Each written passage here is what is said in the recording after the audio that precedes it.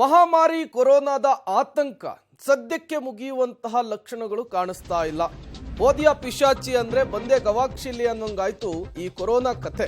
ನೆರೆಯ ರಾಜ್ಯ ಕೇರಳದಲ್ಲಿ ಕೊರೋನಾ ರೂಪಾಂತರಿಯ ಆರ್ಭಟ ಜೋರಾಗಿದೆ. ಸಹಜವಾಗಿಯೇ ಕರ್ನಾಟಕಕ್ಕೂ ಕೂಡ ಇದರ ಭೀತಿ ತಟ್ತಾ ಇದೆ. ಕೇರಳದ ಗಡಿ ಜಿಲ್ಲೆಗಳಲ್ಲಿ ಕೊರೋನಾ ಆತಂಕ ಹೆಚ್ಚಾಗ್ತಾ ಇದೆ. ರಾಜ್ಯ ಆರೋಗ್ಯ ಇಲಾಖೆಯಿಂದ ಹೈ ಅಲರ್ಟ್ ಅನ್ನು ಘೋಷಣೆ ಮಾಡಲಾಗಿದೆ. ಕಾರಣ ಸಾಲು ಸಾಲು ಅಲೆಗಳಿಂದ ಕೊರೋನಾ ಅಲೆಗಳಿಂದ ಹೊಡೆತ ತಿಂದಿರುವಂತಹ ರಾಜ್ಯ ಯಾವುದೇ ಕಾರಣಕ್ಕೂ ನಿರ್ಲಕ್ಷ್ಯವನ್ನು ವಹಿಸುವ ಉದಾಸೀನತೆಯನ್ನು ತೋರಿಸುವಂತಹ ಪ್ರಮೇಯ ಇಲ್ಲ ಅಂತ ಈಗಾಗಲೇ ಆರೋಗ್ಯ ಸಚಿವರು ಹೇಳಿದ್ದಾರೆ. ಹಾಗಾಗಿಯೇ ಒಂದಿಷ್ಟು ಮುಂಜಾಗೃತಾ ಕ್ರಮವನ್ನು ತೆಗೆದುಕೊಳ್ತಾ ಇರುವಂತಹದ್ದು. ಪ್ರಿವೆನ್ಷನ್ ಬೆಟರ್ ದ್ಯಾನ್ ಕ್ಯೂರ್ ಅನ್ನುವ ರೀತಿಯಲ್ಲಿ ಗಾಯ ಆಗುವ ಮೊದಲು, ಈ ರೀತಿಯ ಸಮಸ್ಯೆಗಳಾಗುವ ಮೊದಲು ಎಚ್ಚೆತ್ತುಕೊಳ್ಳಬೇಕು ಅನ್ನುವಂತಹ ನಿಟ್ಟಿನಲ್ಲಿ ಒಂದು ದಿಟ್ಟ ಹೆಜ್ಜೆಯನ್ನು ರಾಜ್ಯ ಸರ್ಕಾರ ಇಡುವಂತಹದ್ದು. ಅರ್ಥಾತ್ ಒಂದಿಷ್ಟು ಕ್ರಮಗಳನ್ನು ತೆಗೆದುಕೊಳ್ಳಬಹುದು, ಮತ್ತೊಮ್ಮೆ ಈ ಟೆಸ್ಟಿಂಗ್ ವಿಚಾರಗಳನ್ನು ಹೆಚ್ಚಿಸಬಹುದು. ಹಾಗಾಗಿ ಸಹಜವಾಗಿಯೇ ರಾಜ್ಯದಲ್ಲಿ ಆತಂಕ ಹೆಚ್ಚಾಗ್ತಾ ಇರುವಂಥದ್ದು. ಈಗಾಗಲೇ ಬ್ರಿಟನ್, ಫ್ರಾನ್ಸ್ಗಳಲ್ಲಿ ಸಹಜವಾಗಿಯೇ ದಿನದಿಂದ ದಿನಕ್ಕೆ ಕೊರೋನಾ ಪ್ರಕರಣಗಳ ಸಂಖ್ಯೆ ಏರಿಕೆ ಆಗ್ತಾ ಇದೆ. ಡೆಲ್ಟಾ ಪ್ಲಸ್ ಆದಮೇಲೆ ಈ ರೀತಿಯ ಹಲವು ರೂಪಾಂತರಿಗಳು ಕೊರೋನಾ ಇದರಲ್ಲಿ ಕಾಣಿಸಿಕೊಂಡಿರುವಂತಹದ್ದು. ಈಗ ಮತ್ತೊಮ್ಮೆ ಕೊರೋನಾ ಆತಂಕ ಮುನ್ನೆಲೆಗೆ ಬಂದಿರುವಂತಹದ್ದು. ರಾಜ್ಯದಲ್ಲಿ ಕೊರೋನಾ ರೂಪಾಂತರಿ JN1 ಭೀತಿ ಈಗ ಮನೆ ಮಾಡಿರುವಂತಹದ್ದು. ಮಂಗಳವಾರ ಒಂದು ಹೈ ವೋಲ್ಟೇಜ್ ಮೀಟಿಂಗ್ ಇದೆ. ತಾಂತ್ರಿಕ ಸಲಹಾ ಸಮಿತಿಯ ಮಹತ್ವದ ಸಭೆ. ಆರೋಗ್ಯ ಸಚಿವ ದಿನೇಶ್ ಗುಂಡೂರಾವ್ ನೇತೃತ್ವದಲ್ಲಿ ಮೀಟಿಂಗ್ ನಡೀತಾ ಇದೆ. ಸಭೆಯ ಬಳಿಕ ಪ್ರತ್ಯೇಕ ಮಾರ್ಗಸೂಚಿಯನ್ನು ಪ್ರಕಟ ಮಾಡುವಂತಹ ಸಾಧ್ಯತೆ ಇದೆ. ಪ್ರಾಥಮಿಕ ಹಂತದ ನಯಾ ರೂಲ್ಸ್ಗೆ ಮುಂದಾಗಿದೆ ಆರೋಗ್ಯ ಇಲಾಖೆ ಅಂತ ಹೇಳಲಾಗ್ತಾ ಇದೆ. ವಾರದ ಕೋವಿಡ್ ವರದಿಯನ್ನು ಪರಿಗಣಿಸಿ ರೂಲ್ಸ್ ಜಾರಿಗೂ ಕೂಡ ಚಿಂತನೆಯನ್ನ ಮಾಡಿಕೊಳ್ಳಲಾಗ್ತಾ ಇದೆ. ಇಲ್ಲಿ ಗಮನಿಸಬೇಕಾಗಿರುವಂತಹದ್ದು ಎರಡು ಪ್ರಮುಖ ಅಂಶ. ಒಂದು, ವಾತಾವರಣ, ಚಳಿಗಾಲ ಆರಂಭ ಆಗಿದೆ. ಈ ಸಂದರ್ಭದಲ್ಲಿ ಈ ವೈರಸ್ ಆಗಿರಬಹುದು ಅಥವಾ ನಾರ್ಮಲ್ ಫೀವರೇ ಆಗಿರಬಹುದು, ಅತಿ ವೇಗವಾಗಿ ಸ್ಪ್ರೆಡ್ ಆಗ್ತಾ ಇದೆ. ಹಾಗಾಗಿ ಸ್ವಲ್ಪ ಎಚ್ಚರಿಕೆಯನ್ನು ವಹಿಸಬೇಕಾಗುತ್ತೆ. ಯಾವುದೇ ಕಾರಣಕ್ಕೂ ನಿರ್ಲಕ್ಷ್ಯ ವಹಿಸಲ್ಲ ಅಂತೇಳಿ ಆರೋಗ್ಯ ಇಲಾಖೆ ಹೇಳ್ತಾ ಇರುವಂತಹದ್ದು.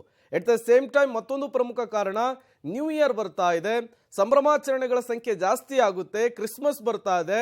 ಈ ಸಂದರ್ಭದಲ್ಲಿ ಒಂದಿಷ್ಟು ಜನರು ಒಂದು ಕಡೆ ಒಗ್ಗೂಡುವಂತಹ ಸಾಧ್ಯತೆ ಇದೆ. ಬಹುತೇಕ ಜನರು ಒಂದೆಡೆ ಸೇರಿ ಪಾರ್ಟಿಯನ್ನು ಮಾಡುವಂತಹದ್ದು, ಪ್ರಾರ್ಥನೆಯಲ್ಲಿ ಭಾಗಿಯಾಗುವಂತಹ ಸಂದರ್ಭದಲ್ಲಿ ಈ ರೀತಿಯ ಪ್ಯಾಂಡಮಿಕ್ ಸ್ಪ್ರೆಡ್ ಆಗುವಂತಹ ಸಾಧ್ಯತೆ ಇದೆ.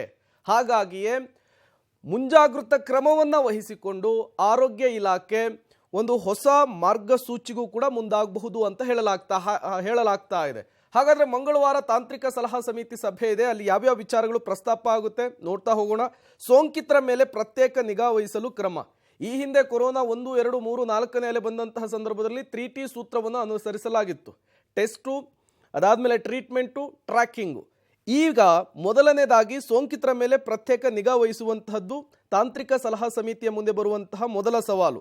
ಸೋಂಕಿತರು ಇತರರ ಸಂಪರ್ಕಕ್ಕೆ ಬಾರದಂತೆ ತಡೆಯೋದು, ಅವರನ್ನು ಕ್ವಾರಂಟೈನ್ ಮಾಡುವಂತಹದ್ದು.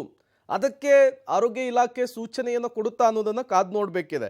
ಇನ್ನು ಸರ್ಕಾರಿ ಆಸ್ಪತ್ರೆಗಳಲ್ಲಿ ಕೋವಿಡ್ ಟೆಸ್ಟ್ ಅನ್ನು ಹೆಚ್ಚಿಸುವಂತಹದ್ದು. ಯಾವಾಗ ಟೆಸ್ಟಿಂಗ್ ಪ್ರಮಾಣ ಜಾಸ್ತಿ ಆಗುತ್ತೋ ಆಟೋಮೆಟಿಕ್ ಆಗಿ ಕೊರೋನಾ ಪ್ರಕರಣಗಳ ಸಂಖ್ಯೆ ಕೂಡ ಏರಿಕೆ ಆಗುತ್ತೆ. ಒಂದು ವೇಳೆ ಕೊರೋನಾ ಪ್ರಕರಣಗಳ ಸಂಖ್ಯೆ ಏರಿಕೆ ಆಗಿದ್ದೇ ಆದರೆ ಆರೋಗ್ಯ ಇಲಾಖೆ ಯಾವ ರೀತಿಯ ಕ್ರಮಕ್ಕೆ ಮುಂದಾಗುತ್ತೆ ಅನ್ನೋದು ಇಲ್ಲಿ ಇಂಟ್ರೆಸ್ಟಿಂಗ್ ವಿಚಾರ ಆಗ್ತಾ ಇದೆ. ಇನ್ನು ಜನ ಗುಂಪುಗೂಡದಂತೆ ಜನರಿಗೆ ಅವೇರ್ನೆಸ್ ಮೂಡಿಸುವಂತಹದ್ದು, ಜಾಗೃತಿ ಮೂಡಿಸುವಂತಹದ್ದು ವೆರಿ ವೆರಿ ಇಂಪಾರ್ಟೆಂಟ್ ಆಗುತ್ತೆ. ಕಾರಣ, ಒಂದು ಕ್ರಿಸ್ಮಸ್ ಬರ್ತಾ ಇದೆ, ಮತ್ತೊಂದು ಹೊಸ ವರ್ಷಾಚರಣೆ ಬರ್ತಾ ಇದೆ. ಸಹಜವಾಗಿಯೇ ಜನರು ಒಂದೆರಡೆ ಸೇರುವಂತಹ ಸಾಧ್ಯತೆ ಇದೆ. ಈ ಸಂದರ್ಭದಲ್ಲಿ ಜಾಗೃತಿ ಅತ್ಯಂತ ಇಂಪಾರ್ಟೆಂಟ್ ಆಗುತ್ತೆ. ಇನ್ನು ಸರ್ಕಾರಿ ಆಸ್ಪತ್ರೆಗಳಲ್ಲಿ ಕೈಗೊಳ್ಳಬೇಕಾದಂತಹ ಸಿದ್ಧತೆಗಳನ್ನು ಕೂಡ ಹೆಚ್ಚಿಸಿಕೊಳ್ಳುವಂಥದ್ದು. ಬೆಡ್ ಆಗಿರಬಹುದು, ವೆಂಟಿಲೇಟರ್ ಆಗಿರಬಹುದು, ಈ ರೀತಿಯ ಒಂದಿಷ್ಟು ಕ್ರಮಗಳು. ಈ ಹಿಂದೆ ಕೋವಿಡ್ 2ನೇ ಅಲೆಯ ಸಂದರ್ಭದಲ್ಲಿ ಎಲ್ಲ ಸಮಸ್ಯೆಯನ್ನು ಕೂಡ ರಾಜ್ಯ ಎದುರಿಸಿತ್ತು. ಎಟ್ ದ ಸೇಮ್ ಟೈಮ್ ಕೇರಳದಿಂದ ಬಂದಂತಹ ಪ್ರಯಾಣಿಕರ ಮೇಲೆ ನಿಗಾವನ್ನು ವಹಿಸುವಂತಹದ್ದು, ಚೆಕ್ ಪೋಸ್ಟ್ಗಳಲ್ಲಿ ಅವರ ತಪಾಸಣೆಯನ್ನು ಮಾಡುವಂತಹದ್ದು, ಈ ರೀತಿಯ ಒಂದಿಷ್ಟು ಕ್ರಮಗಳಿಗೂ ಮೊರೆ ಹೋಗಬಹುದು ಅಂತ ಹೇಳಲಾಗ್ತಾ ಇದೆ. ಸರ್ಕಾರಿ ಆಸ್ಪತ್ರೆಗಳಲ್ಲಿ ಆಸ್ ಯೂಶುವಲ್ ಆಗಿ ಬೆಡ್ಡು, ಆಕ್ಸಿಜನ್ ಲಭ್ಯತೆಯನ್ನು ಹೆಚ್ಚು ಮಾಡಿಕೊಳ್ಳೋದು, ಇವೆಲ್ಲವೂ ಕೂಡ ಮುಂಜಾಗೃತಾ ಕ್ರಮದ ದೃಷ್ಟಿಯಲ್ಲಿ. ಗಡ್ಡಕ್ಕೆ ಬೆಂಕಿ ಬಿದ್ದಾಗ ಬಾವಿ ತೋಡುವ ಮೊದಲು ಮುಂಚಿತವಾಗಿಯೇ ಒಂದಿಷ್ಟು ಸಿದ್ಧತೆಯನ್ನು ಮಾಡಿಟ್ಕೊಳ್ಳೋದಕ್ಕೆ ಆರೋಗ್ಯ ಇಲಾಖೆ ನಿರ್ಧಾರವನ್ನು ಮಾಡಿದಂತೆ ಕಾಣಿಸ್ತಾ ಇದೆ.